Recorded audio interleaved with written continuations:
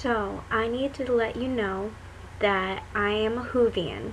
I love Doctor Who. I love all recent incarnations of it.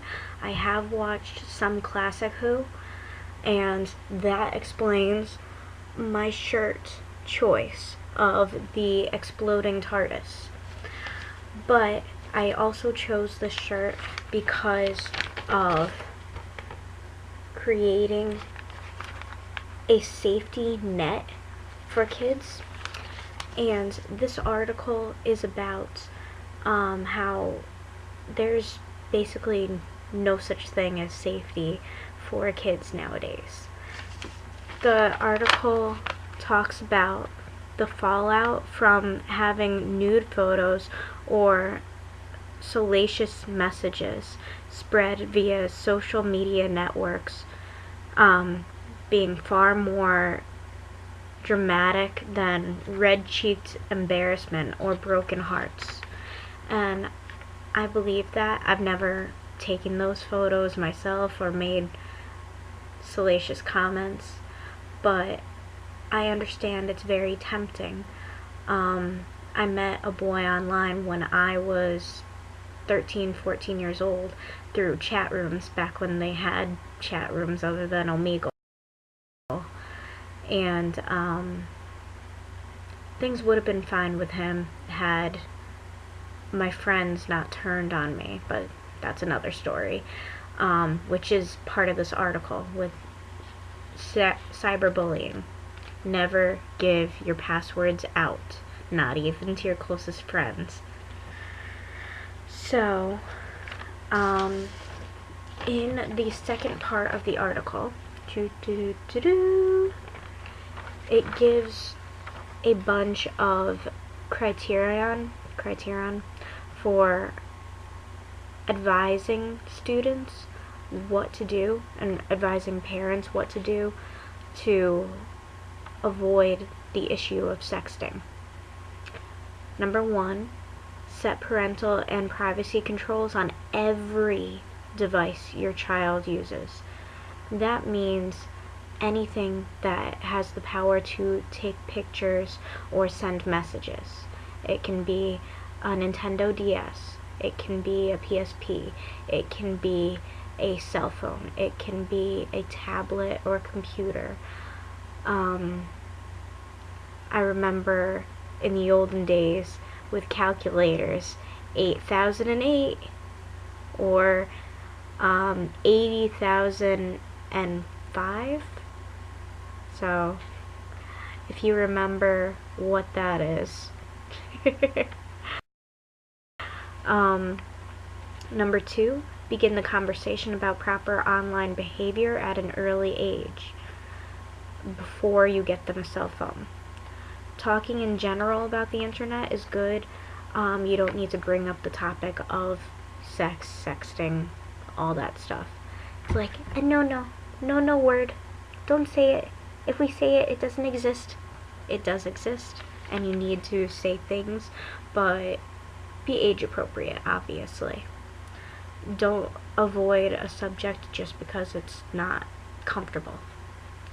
Help children make smart choices.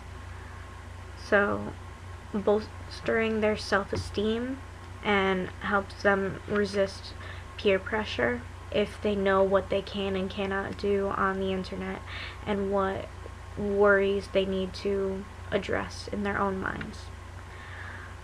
Set a good example. I shared my story with you. I met a boy online. I met a few people online and actually met 1 or 2 of them in person. This is extremely dangerous, and kids notice these things. So if you're a parent, be wary. If you're a teacher, maybe hush hush and wary. Last is remain alert to what your child is doing in cyberspace. And a lot of this may seem like Big Brother, but I'm okay with that. So, number 1 is check up on your kids. Examine telephone bills and question any numbers that you don't recognize. My dad is really good at this. Not that he needs to nowadays, but if I had a cell phone back when I was a child, that would have been good. Be suspicious if your kids shut down computers or cell phones when you walk nearby.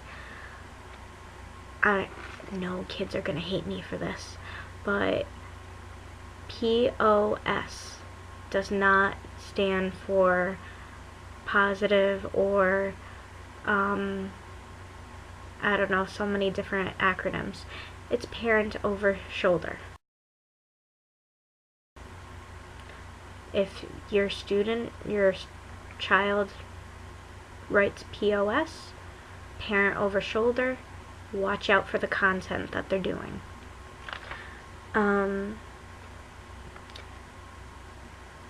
Have them in public areas in the house. I had my parents' computer in the kitchen, but I chose to go on the internet at midnight to 2 a.m. They didn't know about this, and a good way to recall back of the privacy and parental controls is setting the times that that account can go online. I'm not sure if this is possible nowadays. We had AOL dial-up, and in dial-up, the parental controls, you get to choose when that account can be active, from what time to what time. So that's a good tool.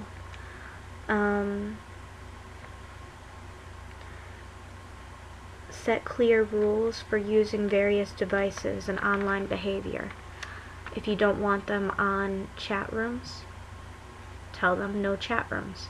If you don't want them on social media and they're under the age of 13, let them know that it's illegal. If they're over 13, let them know what you want. Just like teaching chores, you need to teach them internet safety.